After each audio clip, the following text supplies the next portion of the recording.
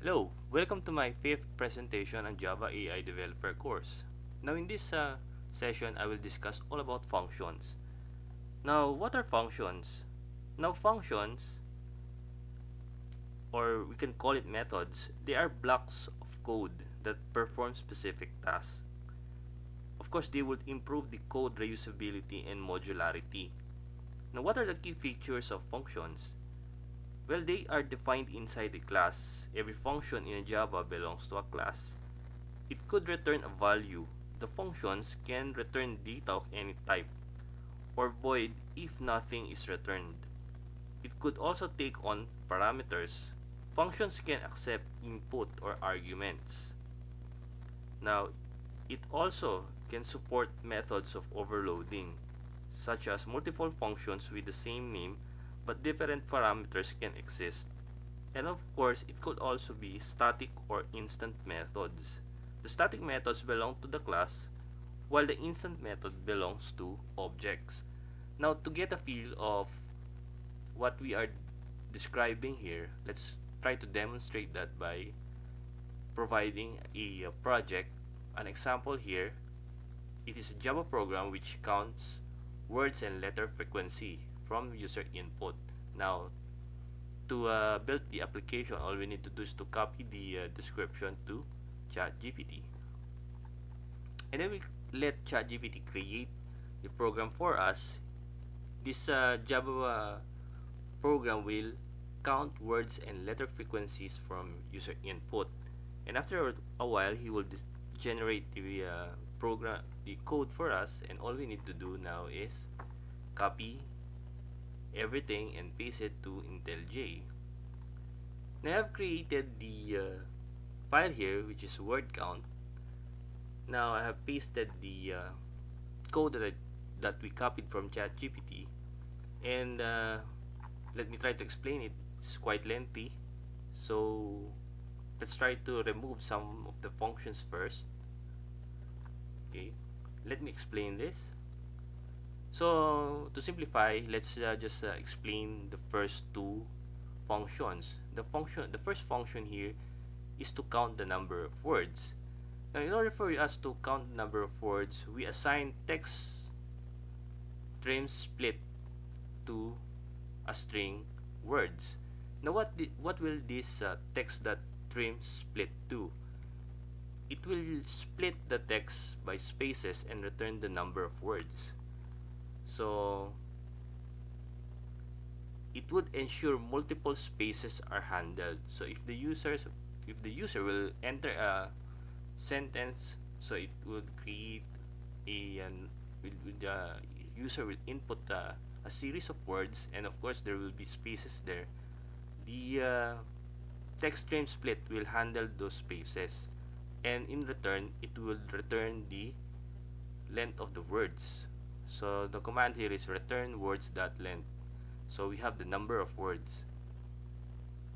The second function here is to check if the character is alphabetic.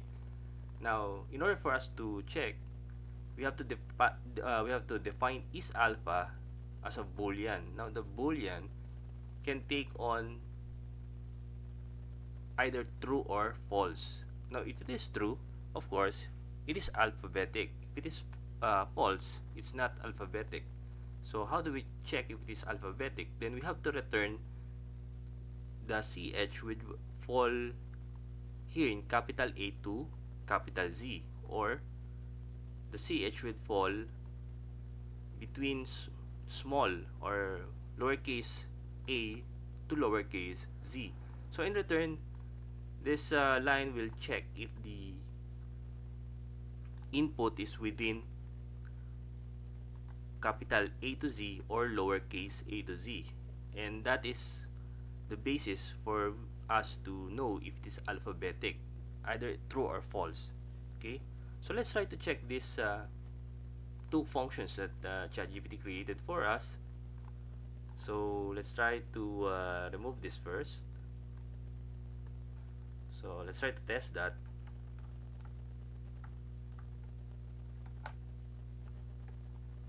So let's try to test it. Let's remove it first.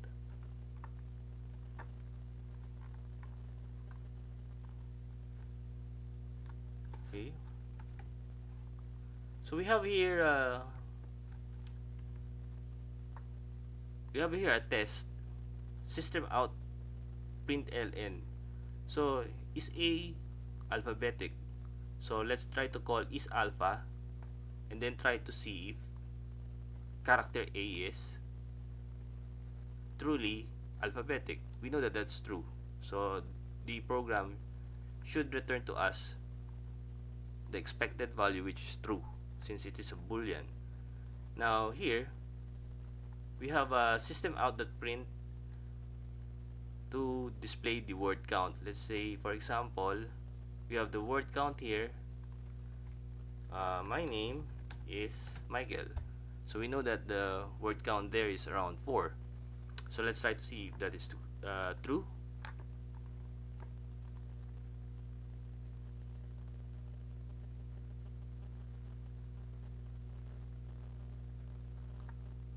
Okay, so we have the answer. The answer here is the A is really an alphabetic, which is true, and the word count is 4. So that is correct. So let's go back to the program itself. So let's erase this and let's get back to the program. So we have the full program now. Let's try to analyze this third function. Now the third function is a combination of what we have discussed before. We have a hash map. Now we assign a hash map to store letter counts. Now here we have the key and the value, which is essentially a character and a integer. Now it's a function to count the letter frequency. Okay, so let's try to see. We loop through each of the character in the text. Now we define ch here as the character, and then text to character array. Now if ch is alpha, and again we have discussed is alpha before. The is alpha here is the whether to check if the entry is alphabetic. So we check if the character is a letter or alphabetic. So if it is alphabetic, then all we need to do is to have this character reduced to lowercase ch. So this built-in function will convert everything to lowercase for case insensitive counting. So after that, we have to update the count. So we have this get default or get or default. So it returns the value to which the specified key is mapped, or the default value if this map contains no mapping for the key. Now this will just check if the character ch exists in the map. Now upon checking if this character exists in the map, if ch is already in the map, or it is existing, it returns its current frequency. Now the current frequency, you have to update the count, so you have to append it by 1. So you have to loop through all of the letters in the you have to loop through all of the letters there in the word. So if ch is not in the map, it returns null or 0 as the default value. So upon looping through all of the letters in the word, now upon if the program will see that the character is already in the map, it returns the current frequency or the current count, and then you have to update the count. And then if it is not there, so it returns a value of 0. So here the default value is 0. So here we return now the letter frequency, return the frequency map. Now here, so we have a system outprint that we should enter the text, then we assign scanner that next line to the text, then afterwards we have a word count.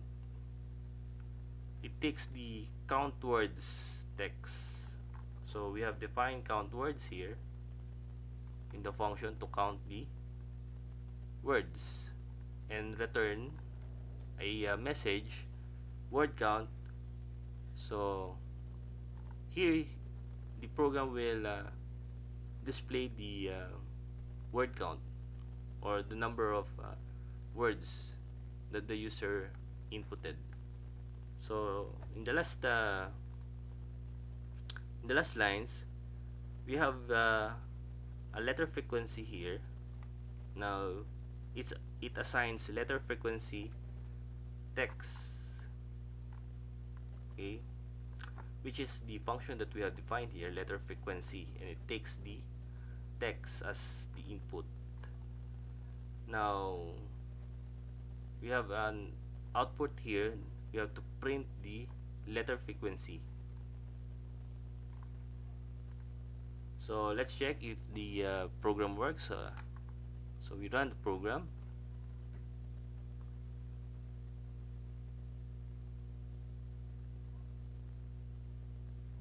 Okay. So let's enter a text. Might as well enter my name is Michael.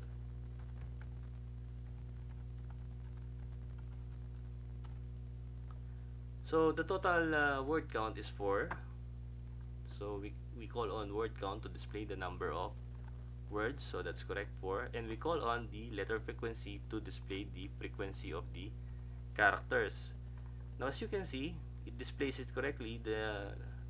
For letter A we have 2, and for S we have 1.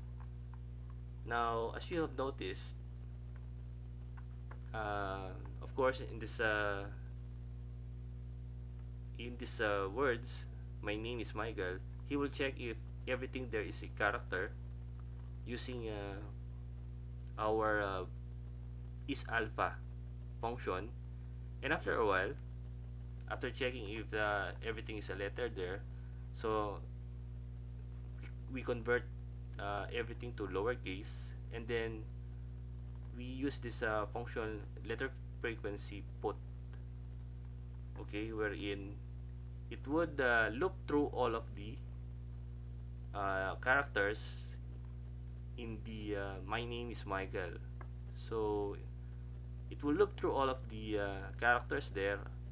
If it sees the character, for example A, so it will check if the character exists in the map. Now if the character A there is in the map, it would return its current frequency. Now if its current frequency there for the first if it encounters A for the first time, it would return the current frequency, and in this case the current frequency there for the first encounter is 0. So it means that we have to append by 1 in order for us to take note that A was found. Now in its second encounter with the letter A, so it would return the current count, which is 1, and then we have to append it by 1 again. So that's correct. So we have 2 now. Okay, so and we go through all of the letters as the loop iterates through all of the letters. Now here we have again C for Michael, which is 1, E, that's correct, we have 2, H we have 1, and so on. And of course the process is finished, and I have demonstrated to you the concept of functions in Java programming. Now in the next sessions we will create a program that utilizes an API for Java. But for now, that's all, and thank you.